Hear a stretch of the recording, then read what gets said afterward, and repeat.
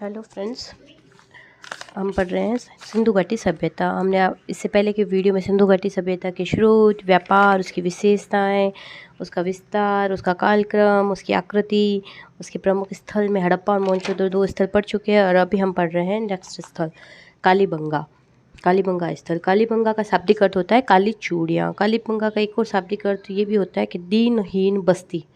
ठीक है, कालीबंगा कहाँ है? राजस्थान के हनुमानगढ़ जिले में।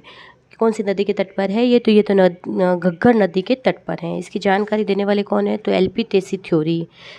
खोजकर्ता कौन है? तो अमलानंद घोष। 1952 में अमलानंद घोष ने कालीबंगा स्थल की खोज की थी। और उत्खननकर्ता कौन है? तो बीके थापर और बीवी लाल। बीके थापर यानी बालकृष्ण थापर और बीवी लाल यानी ब्रजवासी लाल इसके उत्खननकर्ता हैं। कालीबंगा सभ्यता त्रिस्तरीय संस्कृति की साक्ष्य मिली है। त्रिस्तरीय संस्कृति मतलब ऐतिहासिक, आदि ऐतिहासिक और प्रागैतिहासिक, आदि ऐतिहासिक और ऐतिहासिक। ठीक है, इन तीनों के मतलब उसके लिए हम आप अलग से एक वीडियो बनाएंगे, उसमें बताएंगे कि ऐतिहासिक किसे कहते हैं, जो अभी वर्तमान के इतिहास, आदि ऐतिहासिक उससे पहले का और प्रागैतिहासिक उससे भी पहले का, जहाँ पर ना तो लिपि थी, ना पढ़ सकते थे, न लिख सकते थे, ना पढ़ सकते थे। जैसे आदि ऐतिहासिक में क्या है कि लिखा गया, उसको पढ़ना नहीं पाया। और ऐतिहासिक में पढ़ भी लिख सकते हैं, लिख भी सकते हैं। ठीक है, चलो अगले आगे। कालीबंगा में हमें क्या क्या मिला है? तो देखिए, याद रखने वाली बातें हैं कि प्रमुख रूप से कालीबंगा में जुते हुए खेत के साक्ष्य मिले हमें, एक तो। दूसरी बात है, अग्नि वेदिका के साक्ष्य मिले हैं। खोपड़ी एक मिली है जिस पर बहुत सारे शल्य चिकित्सा की हुई है, तो खोपड़ी के साक्ष्य है जिस पर शल्य चिकित्सा की हुई है। भूकंप के साक्ष्य मिले हैं हमें वहाँ पर। सड़कें मिली है जो एक दूसरे को समकोण पर काटती हैं, अर्थात ग्रिड प्रणाली वाली मिली है। और ऑक्सफोर्ड या ग्रिड प्रणाली वाली सड़कें मिली है वहाँ पर। और तीनों प्रकार की समाधान पद्धति वहाँ पर प्रचलित थी। 3 प्रकार की समाधान पद्धति आपको पता है, पूर्ण समाधिकरण, आंशिक समाधिकरण और समाधान वाली।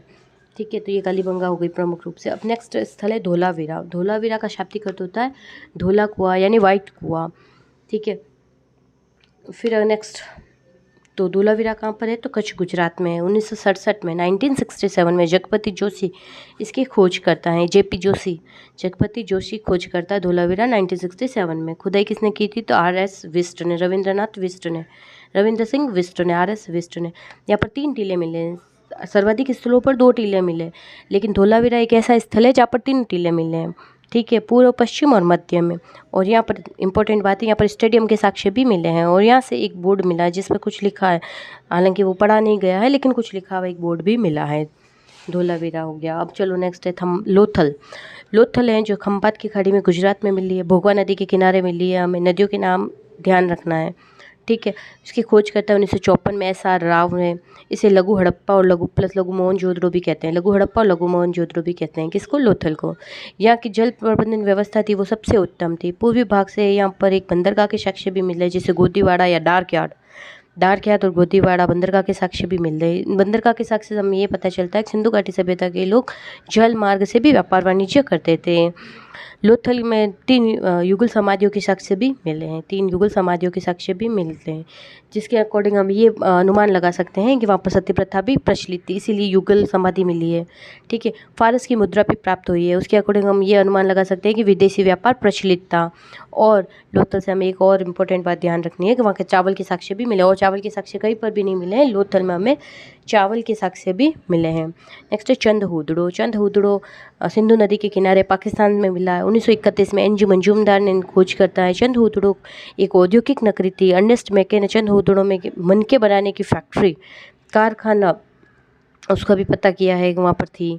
ठीक है, और एक और साक्ष्य मिला है चंदहुदड़ो में, लिपस्टिक के साक्ष्य मिले हैं। और बिल्ली व कुत्ते के पाँव के निशान भी मिले हैं। बिल्ली है जो जा रही है और उसके पीछे पीछे कुत्ता जा रहे हैं, इस तरह के पाँव के निशान भी मिला है। लिपस्टिक के साक्ष्य भी मिले हैं। मनके बनाने की फैक्ट्री, उसका साक्ष्य भी मिले हैं। और चंदहुदड़ो को औद्योगिक नगरी भी कहते हैं। फिर बनवाली हरियाणा के हिसार जिले में मिली है, जो कि सरस्वती नदी के तट पर है। वहाँ पर मिट्टी से बना हुआ हल प्राप्त हुआ है। ये एक समृद्ध लोगों का शहर था, क्योंकि वहाँ पर घरों में खुदाई में वॉश बेसिन, धवन पात्र आदि मिले हैं। और बनवाली के खोजकर्ता RS विस्ट, रविंद्र सिंह विस्ट।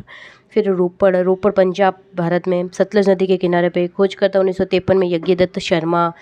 ठीक है। मनुष्य के साथ यहाँ पर पालतू कुत्ते को दफनाने के साक्ष्य मिले, याद रखना है, रोपड़ में हमें मनुष्य के साथ पालतू कुत्ते को दफनाने के साक्ष्य मिले हैं। नेक्स्ट सूरकोटड़ा, ठीक है, भारत में है, गुजरात में। खोजकर्ता 1964 में 1964 में जगपति जोशी, जेपी जोशी।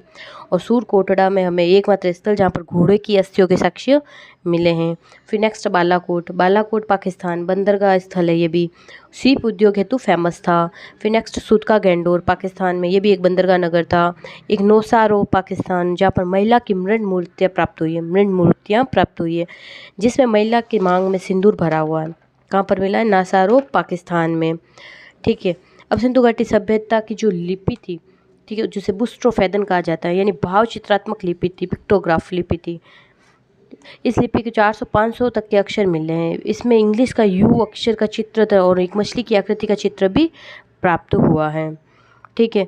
और ये ब्राह्मी लिपि और खरोष्ठी लिपि दोनों में मिले हैं। यानी ब्राह्मी लिपि किसे कहते हैं? जो बाएं से दाएं लिखी होती है, और खरोष्ठी लिपि दाएं से बाएं लिखी होती है। ये दोनों में मिक्स करके लिखी गई है। कौन सी? बुस्ट्रोफेदन लिपि। सिंधु घाटी सभ्यता की आपको ध्यान रखना है, सिंधु घाटी सभ्यता की लिपि कौन सी थी? बुस्ट्रोफेदन, जो ब्राह्मी और खरोष्ठी दोनों से मिलकर लिखी हुई थी।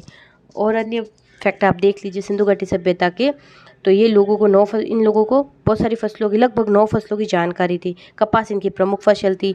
लोथल से केवल एकमात्र चावल मिले हैं। रंगपुर से धान के साक्ष्य मिले हैं इनको, ठीक है। सिंधु घाटी सभ्यता के लोग अफगानिस्तान से टिन और खेतड़ी, राजस्थान से तांबे का आयात किया करते थे। सिंधु घाटी और मेसोपोटामिया के मध्य व्यापार उन्नत अवस्था में था, ठीक है। और जो बहरीन है, फारस की खाड़ी में स्थित बहरीन है, वो बिचौलिए की भूमिका निभाता था, जिसे सूर्योदय का देश या दिलमुन भी कहते हैं। और मोहनजोदड़ो से अर्नेस्ट मेको को एक मुद्रा प्राप्त हुई है, जिसमें मानव की आकृति के साथ साथ पशु की आकृति थी, ठीक है। तो जॉन मार्शल ने इसे क्या कहा? आद्य शिव। मोहनजोदड़ो से अर्नेस्ट मेको को एक मुद्रा प्राप्त हुई जिसमें मानव की आकृति के साथ साथ क्या थी? पशु की आकृति थी। तो जॉन मार्शल ने उसे आद्य शिव की संज्ञा दी है, ठीक है। फिर ये लोग गाय से परिचित नहीं थे। आगे वैदिक सभ्यता आएगी, उसमें लोग ये गाय से परिचित हो जाएंगे, ठीक है। सिंधु घाटी की सभ्यता में गाय का कोई स्थान, या घोड़े के प्रिय थे, घोड़े से परिचित थे, गाय से परिचित नहीं थे, ठीक है। फिर ये इनकी मुद्राओं पर सर्वाधिक आकृति किसकी थी? एक श्रृंगी पशु की थी, जबकि इन मुद्राओं की प्रमुख विशेषता क्या थी? कुबड़ वाला सांड था, ठीक है। अब आती है बात सिंधु घाटी सभ्यता का पतन। तो सिंधु घाटी सभ्यता के पतन के बारे में विद्वान सब अलग अलग कहते हैं। मैंने आपको याद रखना है जो मेजर कारण है जॉन मार्शल ने बताया है, वो बताया है क्या? बाढ़, कि सिंधु घाटी सभ्यता का पतन बाढ़ से हुआ है। और मार्टिमर व्हीलर, उन्होंने बताया कि आर्यों का आक्रमण हुआ था, इस वजह से सिंधु घाटी सभ्यता का पतन हुआ। अमलानंद घोष ने इसे जलवायु परिवर्तन का कारण बताया। अल्ब्राइट ने इसे व्यापार वाणिज्य में कमी बताई। और UR कैनेडी ने महामारी, यानी मलेरिया, ये जैसे वर्तमान में कोरोना चल रहा है, जैसे कोई महामारी चली होगी जिस कारण से सिंधु घाटी सभ्यता का पतन हो गया होगा। Okay, thank you. Next video में हम वैदिक सभ्यता पढ़ेंगे। Please share and follow.